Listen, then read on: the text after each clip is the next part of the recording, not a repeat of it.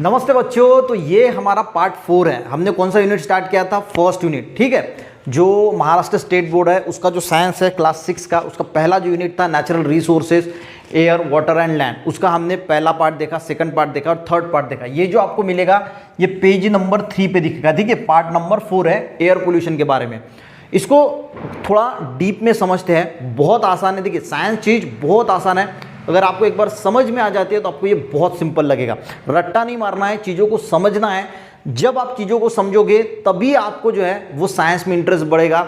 धीरे धीरे आप देखोगे कि आपके साइंस के मार्क्स भी जो है वो इंक्रीज हो जाएंगे। देखिए 3 पिक्चर दिखिए, एक फायर लगी है, एक व्हीकल्स से पोल्यूशन हो रहा है और एक इंडस्ट्री से पोल्यूशन हो रहा है। इन तीनों चीज़ों को अगर आप गौर से देखोगे तो आपको नजर आएगा कि इसमें से इमिशन ऑफ स्मोक जो है वो रिलीज हो रहा है। अब ये स्मोक यानी क्या होता है? स्मोक का देखिए, अगर हम और डीप में जाएंगे तो स्मोक यानी क्या होता है? Smoke plus fog. पर हम उसको ज़्यादा डीप में नहीं जाएंगे, इसको बोला जाता है धुआं, ठीक है। आपको जो धुआं दिखता है, सफ़ेद धुआं, ब्लैक धुआं, जो धुआं दिखता है ना, उसी को हम बोलते हैं स्मोक। तो फायर जब लगती है तो धुआं जो है वो निकलता है। व्हीकल से जो है, जब हम पेट्रोल का कंबशन होते हैं, फ्यूल का कंबशन होते हैं, तो जो धुआं निकलता है, स्मोक निकलता है। इंडस्ट्रीज से आपने देखा होगा कि धुआं निकलता है। तो इससे इमिशन क्या हो रहा है? इमिशन हो रहा है स्मोक का। समझ में आ गया? यानी स्मोक निकल रहा है। अब ये स्मोक जो होता है, स्मोक मिक्स विद एटमॉस्फेयर। देखिए हमने पहले 3 पार्ट में पूरा एटमॉस्फेयर देखा। उसमें एटमॉस्फेयर में, एयर में कौन कौन सी गैसेस प्रेजेंट होती है, वो सारी चीजें हमने जो है वो देखी।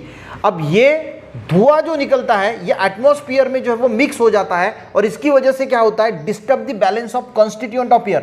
कंस्टिट्यूएंट ऑफ एयर यानी एयर में जो जो गैसेस प्रेजेंट है, हमने देखा था कि नाइट्रोजन 78% है, ऑक्सीजन 21% है, बाकी की भी चीजें देखी थी।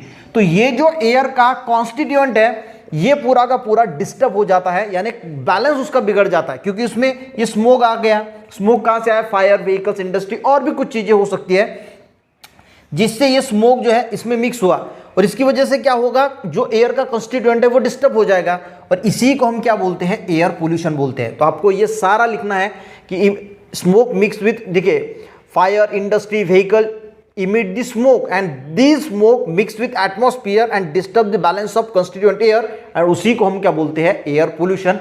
ये आपके हिसाब से बहुत सिंपल डेफिनेशन हो गई। समझ में आ गया कि इमिशन होता है स्मोक का, ये स्मोक फिर एटमॉस्फेयर में यानी एयर में मिक्स हो जाता है और एयर का कॉन्स्टिट्यूएंट जो है उससे डिस्टर्ब हो जाता है और उसी को हम क्या बोलते हैं? Air pollution. तो ये आपको समझ में आ गया होगी सिंपल एयर पोल्यूशन की डेफिनेशन। अब देखिए, अब जो कंबशन ऑफ फ्यूल है, फ्यूल का कंबशन यानी कौन सी भी चीज में हो सकता है। हम जो व्हीकल्स में ऑयल भरते हैं, पेट्रोल, डीजल, जो भी चीजें हैं, तो इसमें कंबशन होता है। इंडस्ट्री, वुड हम जलाते हैं, कोल है, इस सारी से जो स्मोक निकलता है उसमें क्या होते हैं? हार्मफुल गैसेस होते हैं, या हम उसको सब्सटेंस बोल सकते हैं।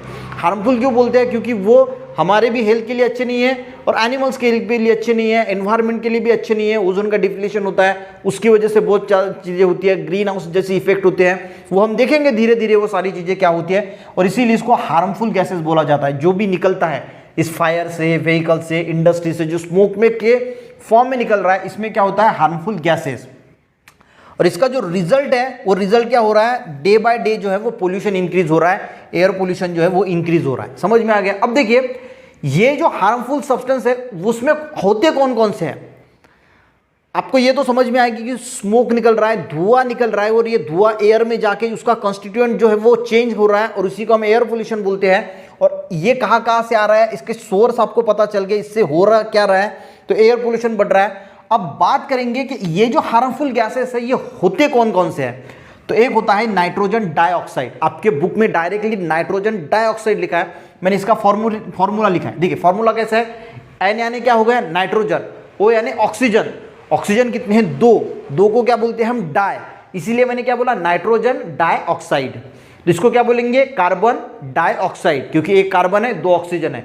अब यहां पे एक ही ऑक्सीजन है तो कार्बन मोनोऑक्साइड, एक को क्या बोलते हैं? मोनो, ठीक है। यहाँ पे sulphur monoxide.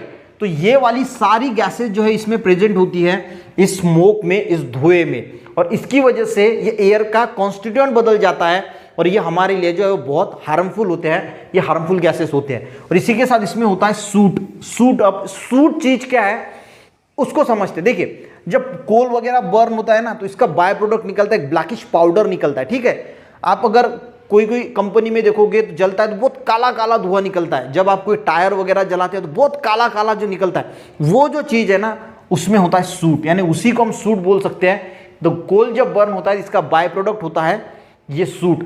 Black colour powdery substance जो होता है ना उसको हम जनरली सूट बोलते हैं। फिर वो किसी भी फॉर्म में हो सकता है। तो जब टायर वगैरह जलते हैं आप देखना बहुत काला काला निकलता है, वो एक सूट का ही फॉर्म होता है। तो ये सारी चीज़ें जो है वो सारी ये हार्मफुल गैसेस मिक्स होती है एयर के साथ एटमॉस्फेयर में, और उसकी वजह से उसका कॉन्स्टिट्यूएंट बिगड़ जाता है और उसी को हम एयर पोल्यूशन बोलते हैं। तो आई थिंक आपको ये बेसिक चीज़ें जो है वो समझ में आ गई होगी। अब इसके बाद आपको क्या करना है, आपका जो बुक है पेज नंबर 3 पे वो पूरा पढ़ लेना है। पढ़ने के बाद और एक बार वीडियो देख लीजिए, पूरा आपका जो है वो क्लियर हो जाएगा। और ये जो पॉइंट के रूप में मैंने निकाला है वो आपको आपके बुक में नोट कर लेना है, ताकि आपको बुक ज़्यादा बार पढ़ने की आवश्यकता नहीं। आप पॉइंट्स भी देखोगे और इसकी अगर आदत लगा लोगे तो आपको फ्यूचर में भी जो है वो ज़्यादा कठिनाई नहीं होगी पढ़ने के लिए। पॉइंट्स से पूरा आपको याद आ जाएगा कि हाँ इस प्रकार आपको लिखना है। वीडियो हेल्पफुल रहा तो अपने दोस्तों के साथ ज़रूर शेयर करना, दोस्त को भी उसका फ़ायदा ज़रूर होना चाहिए, क्योंकि होता क्या है कि दोस्तों के करोगे तो दोस्त भी अच्छी वीडियो आपको शेयर करेगा। तो मिलते हैं नेक्स्ट पार्ट में, नेक्स्ट वीडियो में। तब तक के लिए जय हिंद। और चैनल पे नए हैं तो चैनल को सब्सक्राइब जरूर करना। Thank you.